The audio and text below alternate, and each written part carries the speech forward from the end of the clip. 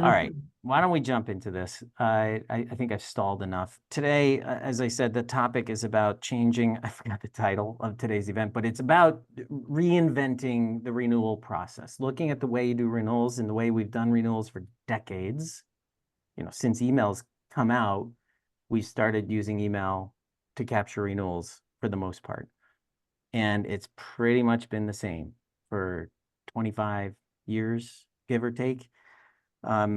It's time to reinvent that process. It's broken. Email in general is broken, and I think Heather and Jackie have done a really good job at reinventing their approach. Of course, I think so because I'm Dave Will. I'm the CEO of Prop Fuel. We're the ones hosting this event. I'm sure many of you are familiar with Prop Fuel. It's a personalization platform primarily through email at this point, although we're building a website personalization function as well, where you ask questions, capture insight, and take action. So we're going to see some of that today. Heather Martinick is the Membership Strategy Senior Manager. Heather, Great. raise your hand there. Yeah, Hi. it's right there. And then we also have Jackie Padilla, who is the Membership and Operations Specialist at the Association of Change Management Professionals, or ACMP. So we're going to take the first few minutes, and I'd love to, before we even jump into any slides, I'd love for one of you just to tell me a little bit about ACMP. What is the organization? Who are your members? What do you stand for? Tell me anything you can think of. All right. Hello, everyone. We are the Association of Change Management Professionals, and we stand for being the leading resource for the global community of individual change management practitioners. So we represent a very large global presence. We're comprised of about a little over 5,700 members. We have member types ranging from individual professionals, students, and we have a large variety of corporate groups. That's to meet the needs of all organizations. So our members all make up like-minded professionals. They're dedicated to leading the way change works. Thank you. Your member types, like, because we're going to get into some of the nitty gritty and renewals. And so what is the renewal tell me about your members in particular.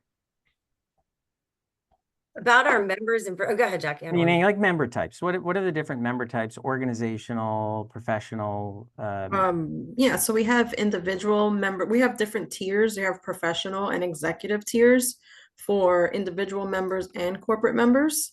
The executive tier gives them a couple of more benefits, like we have a change hub, a practitioner directory, so they pay an additional fee for that to be included in that directory so they can get more exposure. And then the corporate groups that we have them in groups of 5. So they receive an additional discount for, joining as corporate groups. And then we have student members as well. So they have to be a full-time student in order to be eligible to apply at a reduced rate. And then we also have emerging market memberships for low-income countries. And they also have the option to join as a professional or an executive as well. And you have, is it anniversary date renewals? Yeah, we're on anniversary. Okay, and which as opposed to a lot of organizations, January 1st, it's renewal time. Right. And that's one of the reasons we chose now to do this event. It's late August for those of you that are watching the recordings. Late August when we're doing this, mid to late August, we're starting, those that renew in January are starting to think about the process. And those of you that have this anniversary date you're constantly thinking about it all year long. Oh yeah. Every month.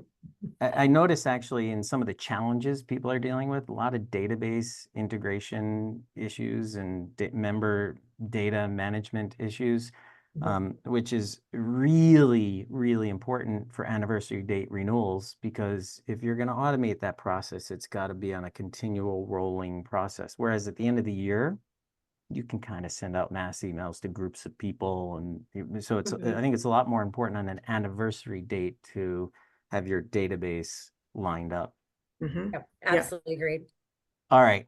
I'd love to hear about your original process. So a big part of today is then and now. So if you could tell us a little bit about the then, and this is when we're going to pull up the slides. I have a supporting slide to talk about the then with you. Boom, there it is.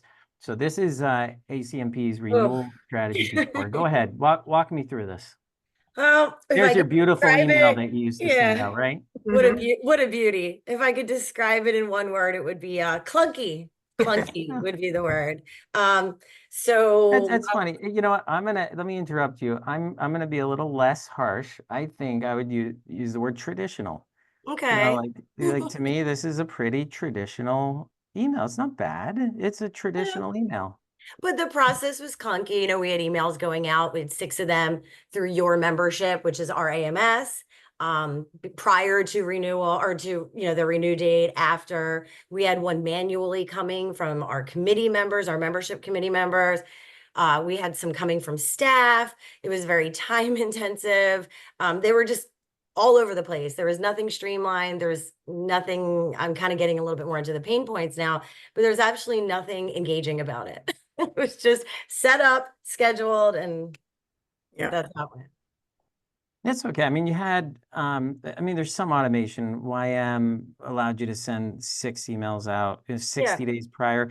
I've heard a lot of organizations start 90 days before. I think the bulk are probably, based on my experience, is 60 days before. But so this email over here, this is through YM, is that correct? that's correct. Okay.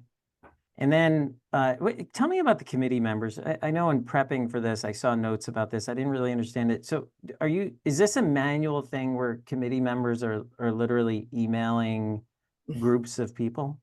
Yeah. We have to pull a list each month and we provide them with that list and then they Mhm. go and they email them. They email the members once they're in their 3rd month of joining.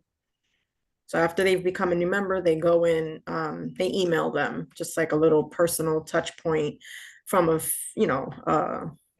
fellow member, and they A- share a little bit about what they love about ACMP. And Jackie, do they all do it? I mean, do Hmm. you find that you have to babysit them, or are they No, all pretty religious about doing it? oh yeah, Yeah, we have a that's tracker and all. That's amazing. And they're volunteers, right? They are not they so Correct. that's phenomenal. That's amazing that you have volunteers that are that committed to do this on a monthly basis. But again, that is far from automated, right? Like making sure Right. you have lists, going to the right people, the committee member, I mean the committee chair people change Hmm. what annually? Yes. Okay. And then you told me about this, Jackie. You send out another outreach 30 days later to people that Mhm. have not yet renewed. Correct. Yep. And is this one-to-one, or is this more of or was this one-on-one, or was this more of like a batch thing where you would send, 100 people an email? No, I wish it was like that. It was one individual emails. I'd go on each person's account, create their invoice, Yeah. send an email with the link to their invoice, and it'd be Yeah. 30, 50 people at times. You're not alone. You're not alone. I've seen this many, many times before. So I think this goes without saying, it's a very manual, time-intensive process, even Mhm. though there's some automation in there. Um, let me, if I could, let me critique this. We had and I know it doesn't really need critiquing, and you didn't ask for it to be critiqued, but I think it's important to note, like, generally speaking, let's look at the the the mass the traditional email. And by the way, you're not the only ones doing this. This is a look at our friends at ASAE who now use PropFuel, and they've updated their renewal process as well. But this is a very common approach where, and then this one is almost identical to what you send out, and they don't Mhm. use YM. They use a totally different platform. But in this, there's, first of all, TLDR, major TLDR factor here. And by the way, I shouldn't say that like everybody knows what it is. I learned TLDR a few months ago because I'm 53. And those are things you're still learning at 53, but definitely too long, didn't read syndrome going on here. Another thing I think is fascinating is the links. Let me go back to yours, is all the links. So each one of these links is a call to action. Mhm. And so like, even before we get to the main thing we want people to do, we've had all these things that we're telling them they can do. And um, and nobody has time for this. It's also kind of a machine gun approach where you're throwing out all these things and you hope something connects with that particular member. But the biggest thing that I want to point out is when you send an email like this, where there's a button that says renew today, or renew now, or re-engage your membership, or any of those things, you're seeing a situation where you do not know anything about that member unless they click on it and renew. Like that's it. If they click on it and renew, you've got some data, you know they renewed, that's it. Anyone else, you don't know if they're not planning to renew. You don't know if they didn't see the email. Maybe they don't even know it's there. A surprising number of people that receive dozens of these emails when they're in their grace period or lapsed, 53% in the studies we've done, 53% of members, after receiving this a dozen times, still don't, this 53% of lapsed members, I should say, still don't even know their membership lapsed. The response is, wait, what? When did it lapse? After sending this 12 times. All right. So I'm going to set the stage and I'm going to turn it back to you to walk us through what it is you're doing today. This is the transformation. But before we do, I think let's just summarize this. When you send out a traditional email like this, you're just inherently going to get paid slower. So that's something we're going to take a look at. How do you get paid faster? How do you get more people to renew earlier in the process? Obviously, a very laborsome and manual process. You guys are doing the jobs of 10 people. We want to make sure that you're able to let computers and AI and automation do what they do well. And let's let humans do what they do well. You know, what you guys do well is actually human interaction, innovation, create new processes, experiment. That's human interaction. I mean, that's the human power. What machines do well is repetitive activities over and over again. So let's get the machines doing the repetitive activities. No insight gathered from the member upon lapsing. Gosh, wouldn't it be nice, helpful to know why people are lapsing without actually having to do exit interviews? And then this is what I commented on a minute ago. Emails are sent into the void. Unless they renew, you have no idea what happened. All right, with that, I'm going to turn it back to you guys. Take us through the new process. What are you doing today and how has that helped you? Well, today our process is a lot more streamlined. It's a lot more engaging. We have 5 emails being sent across 100 days, starting 60 days prior to them expiring, going all the way across 40 days after they expire. The very first email gathers what the member's intent is. I'd like to renew now. I need more time. So kind of going back to your point about our old process where it was just one email with 10 different things listed and links. And this is very easy on the eyes. It's very fresh. I think it keeps them engaged throughout the process and allows us to gain a lot more insight throughout this renewal process as we move along. You mentioned it's easier on the eyes. You're right. I saw somebody in here said, what's TLDR? My guess is they put that in before I spelled it out, but once again, too long, didn't read.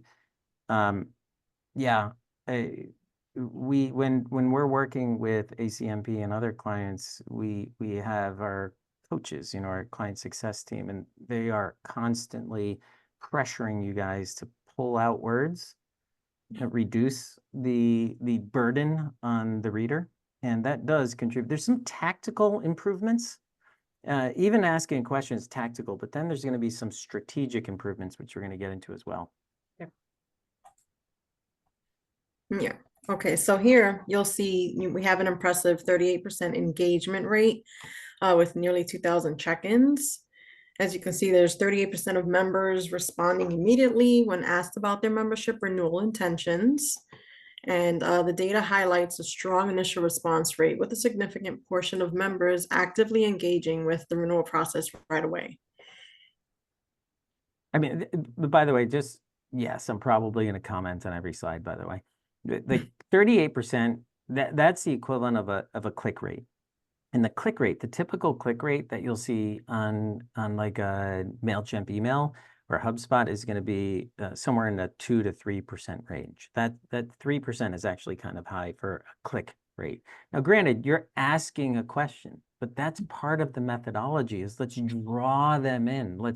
Let's engage members by drawing them into a conversation. So you did a really, really good job with this one, getting a 38% response rate right off the bat. Very Yeah. first question, 38% response rate. And right down here, the input is incredible. Naturally, you lose a lot of people, but only the people that said no, and I don't know how many said no, 19% of 785 said no, and you got 137 of them to tell you why they're saying no. And we're going to come back to this. Look at this. I didn't use the benefits and not in the budget, which is essentially the same thing. Mhm. They're not getting value, right? So like, not in the budget just is another way of saying I'm not getting enough value out of it. All right. All right, and here's an outline of the structured membership renewal campaign with series of automatic check-ins, strategically timed over several months. The process begins with an initial inquiry about renewal intentions, followed by periodic reminders and questions designed to address potential barriers to renew. And the campaign also includes prompts for lapsed members, encouraging them to rejoin. It's a systematic approach, ensures consistent engagement, and provides multiple opportunities to retain members or understand their reasoning for leaving. Thank you, Jackie. Josh says, what do you mean by first email gathers member intent? So this is the first email right here in this series. Are you planning to renew your membership? Mhm. Josh, that's what intent is. Like, what is your intent here? Right.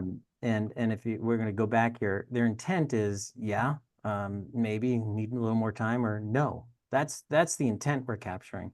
And then you can take it even further, but Yeah, and you see that there's a follow-up question if they do say no, and we ask why. So that's what we love about it too. yep. I'm trying to there's a lot of activity in this chat. It's awesome. So I see snail mail in there. 30% of our members still renew with a paper check. Wow, Craig. There's a lot of challenges in here. I'm definitely not going to get to each and every one of these. As we think through your questions, I really want to try to save time for questions for the three of us at the end. But feel free to throw your questions in the chat so that we can try to address them along the way. Do you include the option to pay right away, or just ask and then record? They plan to renew and wait for them to pay. Do you ask them to pay immediately, or do you follow up them later? Well, it gives them instructions on how to renew. There's a link included where they can renew. So it's pretty self-explanatory once they get to that point. Yeah, so you're asking them to pay right away. Like, are you planning to renew? Yes, great. Here's the link. Right. Is now a better time to renew? Yep, this is good. Great. Here's the link. What's Mhm. holding you back? Nothing. I meant to renew. Great. Here's the link. Yep. We get people to pay.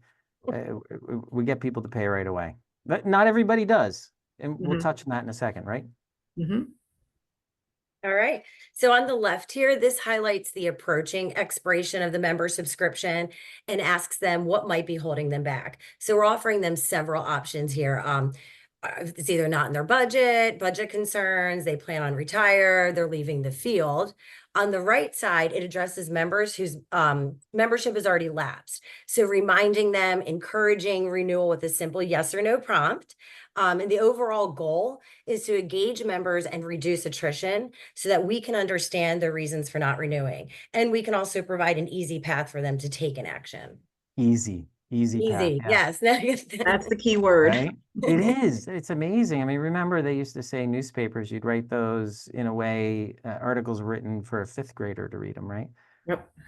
Wendy is interested if you can talk a little bit about auto renewal. It's not a very specific question, but what percentage of your members are on auto renew? That's a good question. I have to look further into that. Do you offer Not, auto renew? Did Yeah, I we miss? do. Okay, we okay. do. But it's probably a small percentage is my It's guess. Yeah. on the lower side, yes. Yep. Yeah. Our friend Liz Messner here, I lost the comment, said 50% of members are on auto renew. That's amazing. That is awesome, Liz.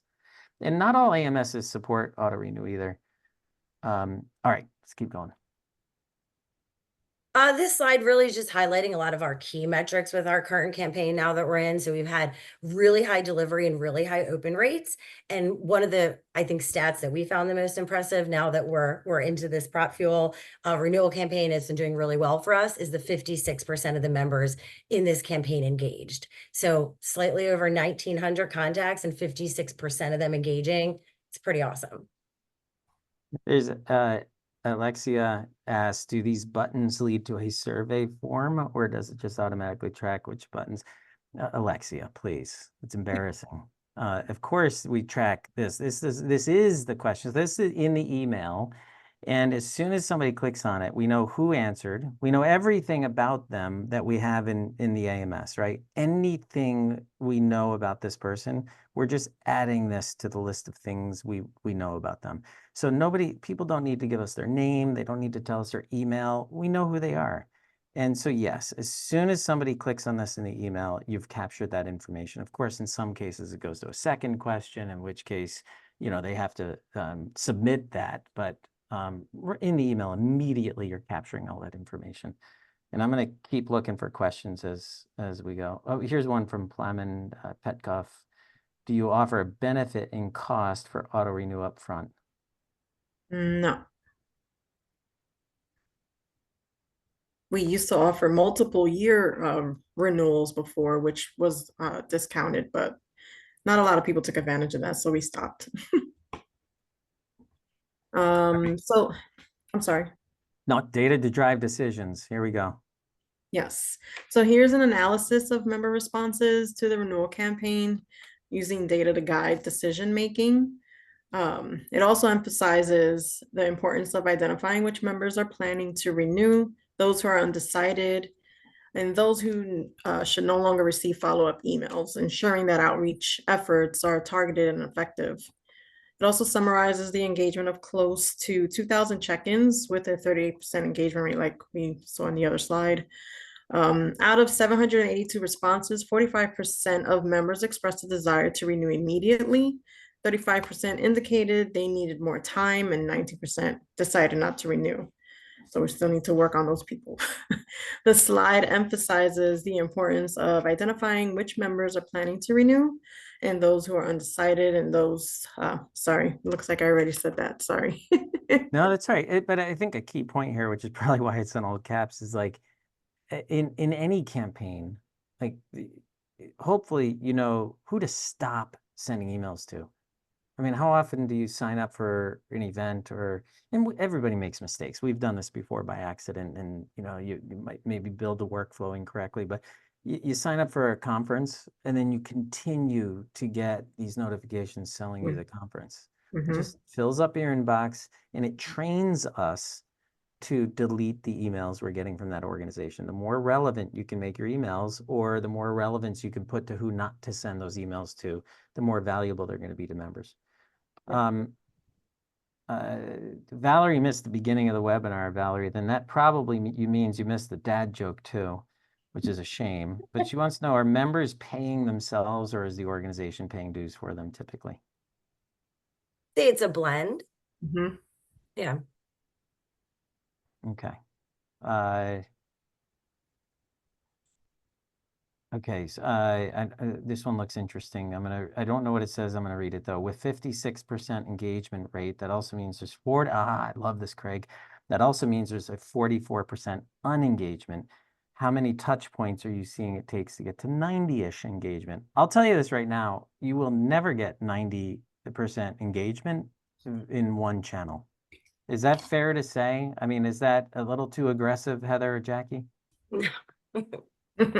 Yeah. So, I mean, the goal is to keep bumping that engagement rate up, but there's a point, and I think we're going to make this point in a minute, that there's a point where the automation is there to help us identify who's left to talk to, who's left to engage, whether it's through snail mail or a phone call, who is left to engage. And if we can narrow that number down, if we can drill that number down to maybe what, 145 people, is that, well, that's in another slide or two. But for you guys, it's 145 people that said they're going to renew, yet they haven't. Mhm. Now we got it down to 145 of them. Let's hit them up with a nurturing campaign and then maybe send a phone call out. But yeah, that's a really good point, Craig. And it's a open question for anyone to answer.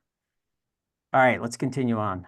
All right. I think this is one of my favorite slides because we finally have some sort of data and insight into why people are not renewing, which we did not in the old campaign.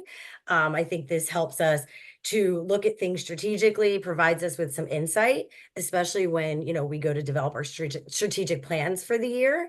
For example, how many of our members plan on retiring? Do we need to implement a retirement membership type? 26% saying it's not in the budget. At what point do we say, all right, we need to take a look at, our member costs? So this for Jackie and I is very, very, very helpful to take a look at when doing future planning. You guys, Heather and Jackie, I love the content you've got here, but oh my goodness, like this chat is just as valuable as what you guys are sharing. It's amazing. So people are sharing their stats and their comments. Michelle says, if 90% engagement rate is not feasible, then what should the benchmark be? I will answer that if I could, in the same way I answer the question, what's a good NPS score? And Net Promoter Score is a satisfaction program if you're not familiar with it. And people are like, so what's a good NPS score? A good NPS score is one that's better than you got last time. Mhm. And the same is true with your engagement rate. I mean, that number is going to be different from one organization to another. Very, very few organizations are seeing, and it depends on the metric too. Look at the metric, figure out what's your baseline, where you're at today, and then the goal is to do a little bit better next time. Now, the question is, how do you get better? What changes do you make to improve that score or that metric? So that's an unanswerable question, Michelle. I'm sorry. All right, let's continue on. Oh, I love this slide. Feel free, Dave. Go ahead. I know you love this slide. Really, can I? Yes. All right. So when you see all these metrics, all these stats come through from the questions and the insight you're capturing from your members, and you see who renews and who doesn't, well, there's the tactical component of getting people to respond and renew quickly, right? Like there's this, too long didn't read. Okay, make it shorter. There's the engagement trick. Rather than having the renew now button at the bottom, let's ask them a question because people are compelled to respond to the question. But then the way they answer those questions gives you this qualitative sort of insight. This gives you more knowledge about the member's insight at the individual level and at the aggregate level. So data-driven next steps. Well, number one, we've got 145 targeted members at ACMP that we know said yes, or I need more time. I think that was that number. I need more time or yes. Now we got 145 of them. So the first thing we need to do, and Megan on our team is working with you guys to build this now, is a nurturing campaign, which is probably, 7, 8 more check-ins. It's strong. And you'll have messages in there like, hey, if you answer this, we'll take you off the campaign. It's a powerful series of emails. And of course, you determine how aggressive you want to get with it. But now we're going to go after those 145. And then when they're done with that campaign, now it's time to pick up the phone and call the 40 that are left. So there's one data-driven next step is identify who to talk to, when to talk to them, and what to talk to them about. Then you have pushing the value proposition. If you remember, there was like something like 78 or 79% of the people that don't renew or are not planning to renew, they're not doing it because they're not getting value. They're either it's not in the budget, which means they're not getting value, or they didn't use the benefits, which means you were unable to connect your value proposition with individual member needs. And so we're going to work on that over the next year. Well, we're in it forever, actually, but over the next year, it's going to take a little while to see this change. But the new member onboarding campaign is going to boost that. And you've started working on that. And then we're going to build a year 2 member engagement campaign as well, which is like new member onboarding, but designed for people that have been around for a while. So there's something you can do to increase the value proposition at the individual level. And then finally, what is this one? Identified unresponsive members for alternate. Yes, right. So this goes back to, was it Craig, I think, that said, well, what do you do with the other, 50% or whatever? 42%. Well, that's a really tricky question, but you're not going to get everybody over email. So we need to think about other channels, whether it's a phone This or direct also may call. be where our membership committee can step back in as well and do some direct email, some direct touch points. Mhm. So the slides, I think we share the slides. Robson, can you put in the chat? But I'm pretty sure we share the slides, and the recording will be shared. And that's an interesting question about sharing the chat. Tell you what, if anybody has an objection, because your name will be in that, if anybody has an objection to sharing the chat, then put it in there, and we or send me a private message. Do that. Send the host and panelists a message or me a private message. And we, sorry, Cody. Yeah, I'm telling you, if there's one person in here that's like, I don't want my name shared, then we're not going to share it. That's what it comes down to. All right. So here's a look at the new member onboarding campaign, which again comes from, I want to highlight this here, pushing the value prop. And Mhm. so Jackie or Heather, one of you put this in here to support this idea of pushing the value prop, but here's something you're working on. This is just one question in your new member onboarding campaign. Yeah, we're excited about this one. And it's actually just about ready to go live. So I think by the end of this week, we'll kick it off. So it's a structured onboarding process. It's going to help new members understand the full range of benefits and resources available to them. So that'll hopefully, give us some more retention. This ensures that they can start taking advantage of these offerings from the beginning, and that'll increase the satisfaction and perceived value of membership. And it's crucial for integrating new members, maximizing their engagement, and ensuring they stay with us the long term. Yeah.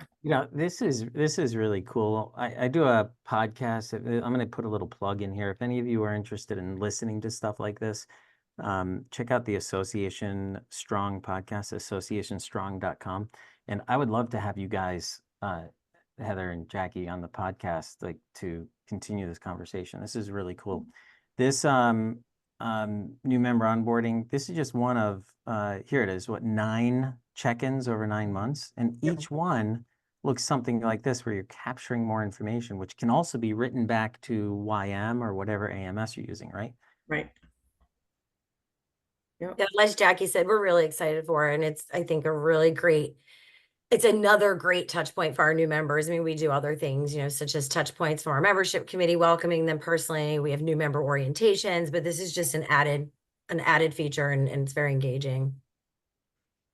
Brittany, thank you. You put the Association Strong link in there on Podbean, and you can listen to it on Spotify or Apple or however you listen to podcasts.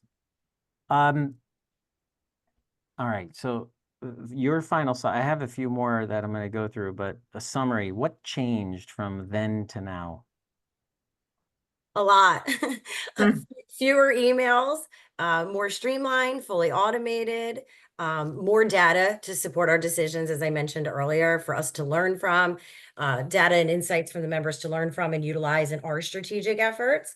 So just really learning a lot more about our members, why they are renewing, why they may not be renewing, increasing retention rate. So we are very pleased and looking forward to our future campaigns.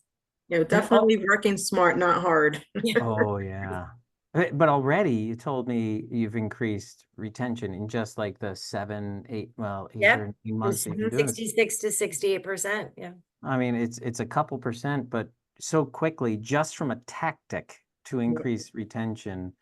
Now, once we get the value proposition stuff in there, that's going to have a longer term effect. Okay, we are not done. This is just a intermission here where I want to promote some workshops we're doing. So we're doing a workshop where you can build your own renewal campaign like ACMP has done. You can build this whether you're a client or not. If you are a client, that's cool. We're just going to start at a little bit of an elevated level, and you'll probably have your integration all done and stuff. But that's an hour-and-a-half workshop on August 28th. Can we put the link in the chat, Brittany or Robson, there it is. Thank you.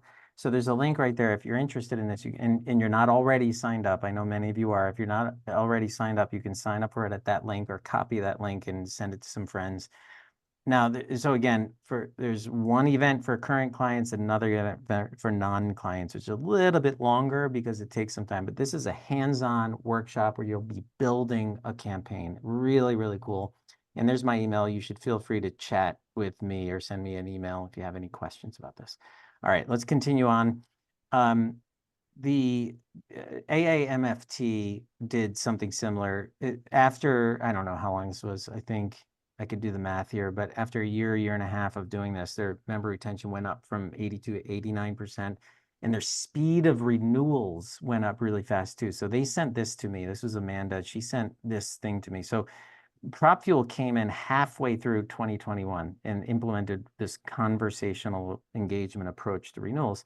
And for 18 through 20, these are how quickly people paid. So the people paying in 0 to 1 month hovered right around what, 72%. And then it bumped up halfway through the year when we started using PropFuel. And then the year we was totally focused on PropFuel, it spiked by another 20 points or so. Like a phenomenal, not another 20 points, so a total of 20 percentage points people paid within the first month. I mean, unbelievable in terms of how fast people pay. By the way, people paying fast means less work for Jackie, right? Like you don't have to chase people down. You don't have to continue sending these emails. There's no more manual emails. So we want people to pay fast. Now, ASAE, they've been working with us. Somebody in the chat said, hey, nice little plug there, Dave, mentioning ASAE. Actually, they've been a huge supporter of us. They've been working with us for, gosh, I want to say 3 or 4 years. And one of the things, Amy, she's no longer with ASAE, but one of the things she did was did this year 2 engagement. And this is something you guys will be starting up at ACMP, where much like new member onboarding, we're trying to draw people in to their membership experience, not just their new membership experience, but 2, 3, 5 years in. And, if you ask a question like, what's important to you as you manage your career this year, that applies to every single person in your association. Now, let's just say they answer, getting and preparing for my CAE, right? Next step is, well, I'm going to come back to that. I forgot I have an example of that in a minute. This is the methodology. This is what conversational engagement looks like. We're mimicking the way humans interact. We ask questions. Anytime you see somebody, if you see your neighbor, if you see somebody in the grocery store, if you see a coworker, if you see a client, if you see a member, generally you're going to walk up to them, you're going to spark a short, maybe a little prompt, and then you lead to a question. Hey, how's it going? Oh, you look great. Have you lost weight? Why are you so tan? So you're asking these, and for members, you're asking questions like, if they're a new member, how can we help you? How can we help you in your career? Or why did you join? So you're going to ask these questions, you listen, and then based on what you hear, you take action. That's how conversations work. So that's what we're doing with this methodology. All throughout the member life cycle, there's different journeys that people are going down, right? In the initial acquisition stage, if somebody attends an event, but they're not a member, maybe it'll be valuable to find out why they attended that event, or where their interest lies, or what problems they're dealing with. If somebody's, we just talked about renewals, but if somebody's lapsed, wouldn't it be nice to know if they even knew their membership lapsed? It's shocking how many people 2, 3 years dormant didn't even know their membership lapsed. And so there's all kinds of use cases. I could easily have just said conversational engagement use cases.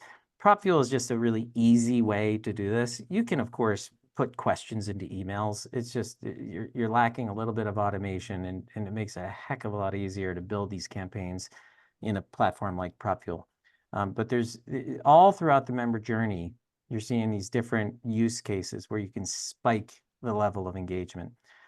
So back to ASA for a second, like, I think this is really cool. I started to say this, but now this is the journey I wanted to share. So somebody joins, or you send this out to an existing member and they say, hey, yeah, I'm planning on getting my CAE. And it looks like 13% of members that answer this question are actually preparing for the CAE. So if they click on that, that's cool. So now the immediate thing that happens is they see resources and how to do a better job getting their CAE. But then 3 months later, we're nurturing this behavior. And you could do a really strong nurturing campaign if you know where they are in the stage of getting their CAE. In this case, we're just saying, hey, have you had a chance to begin the pursuit? And if it's a yes, well, tell us where you're at. If it's a no, well, how can we help you? Now, this one person said, and remember, this is where you go from automated machines to human interaction. So at this point, Melissa sends Amy a note just saying, yeah, I have begun and I'm in the process of getting my hours, but man, there's a lot of hours and I'm a single mom. And Amy responds saying, God, I understand. I've been there as another single parent. I mean, isn't that awesome? It's like the human connection. That's the empathy. That's compassion. But basically says, but I can't change anything for you. I get it, but like rules are rules. And then and Melissa comes back to her and says, well, guess what? I did it. I got my 100 hours. I mean, that to me, this is why we're trying to automate stuff so that you can identify who really needs a conversation. All right. One more example, I mentioned we can drive information back to your database to YM. And if you can capture the way people answer questions and put it into fields in your database, or in this case, MSTA, they said, hey, this is what we have about you. And if you don't have something in here, it'll just say no data or something like that. I don't know what it says, but you can have it say whatever you want. And they got 12,000 responses. 25% of the people they sent this to responded and said whether this was correct or not. And if it wasn't, they updated it in the next page. They didn't log into YM. They updated it on the next page, which then sent the data to their database. I never noticed this. The number of times I've shown this, I never noticed. They actually, to enter to win a $25 gift card. Wow. All right. So, ladies and gentlemen, that is the end of the prepared content, but I would love to go through and answer some of your questions. Feel free to take off if you want. If you haven't already, Robson and Brittany, could we put that link one more time for the renewal workshops if you're interested? I'm also going to look through and see some of these comments. What AMS integrations we have, like just all of them. It's something like 45 or 50 connectors. Super, super easy. Any questions for Heather or Jackie? Let's get that, Robson. Oh, there it is. Thank you. So there's the link for the workshop. I'm just scrolling through this list because I want to see. There's so many great comments.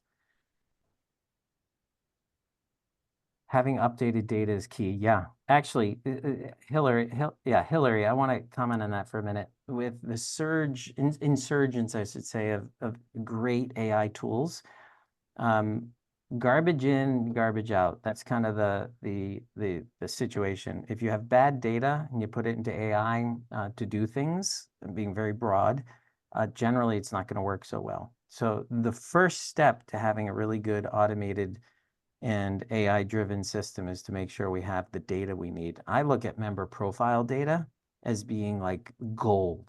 Like if we can collect more information, we can know our members inside and out and utilize that for future engagement. That's what we're looking for.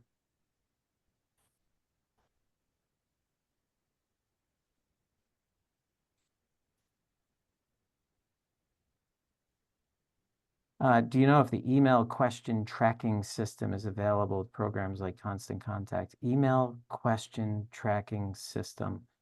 I think you mean, can you ask questions in Constant Contact? Melissa, if that were the case, we probably wouldn't have a business here. I don't know any platform, and I hope I'm answering the right question. I do not know any platform that allows you to systematically, in an automated way, ask questions, capture insight, and then trigger actions based on it. Of course, like if you have HubSpot, you could mimic this by putting in questions and building buttons for each answer. And then each button might lead to a landing page. Like you could do that. It just gets exhausting and definitely takes away from the automation. Well, no, you're creating automation. It's just an immense amount of work. So I think the answer is, unfortunately, I don't You can mimic some of this in Constant Contact at a very, very basic level, but that's why we're here, man. We're here because we built a platform that allows you to do something really, really cool. Have any of your clients come up with strategies for those that respond, no, not interested, a good time frame to try to reach out again? Let's try to find out why they're not interested. And I think, I'm not sure what question you're referring to. I'm assuming what you're referring to is, are you planning to renew? It might be an acquisition question too, like, hey, we noticed you came to this event. Are you interested in joining the association? No, not interested. Well, let's get to the heart of things. Let's find out what's important to them and why not. Now, they may not answer. That's okay. Generally, we see people remove them from the campaign. Like, let's stop. Like, if somebody says, I'm not interested, no means no. Like, walk away. It's not a bad idea. And if they haven't unsubscribed, you can always come back to them, a year, 2 years later. But yeah, one of the beauties of this is knowing who not to email.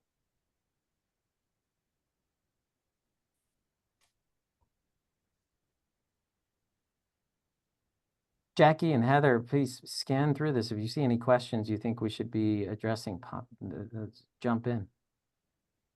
Yep, that's what I'm trying to do. It keeps going up and down. I know, there's so much activity here. I love it.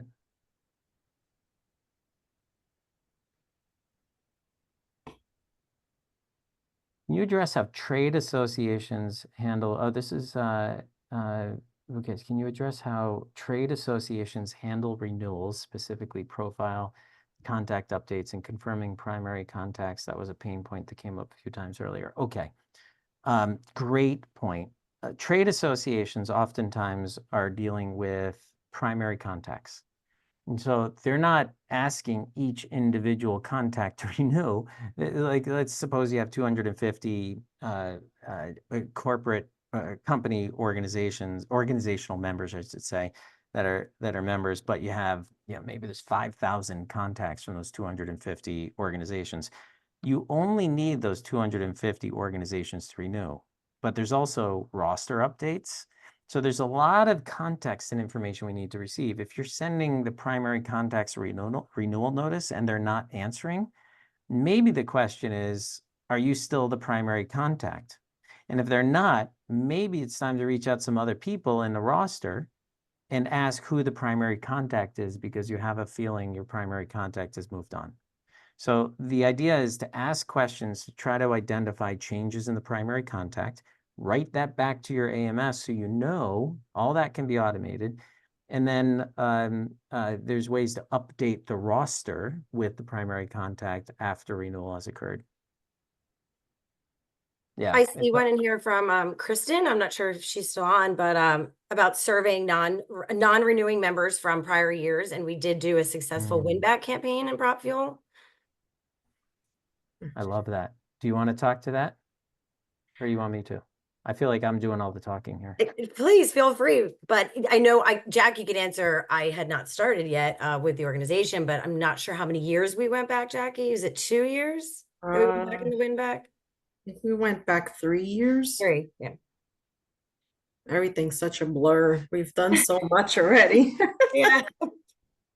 I'll tell you, and I may not have the numbers exactly right. I'm going to take this off just so we can put our mugs on the screen. So the Pennsylvania Medical Society started with us, I think, in January.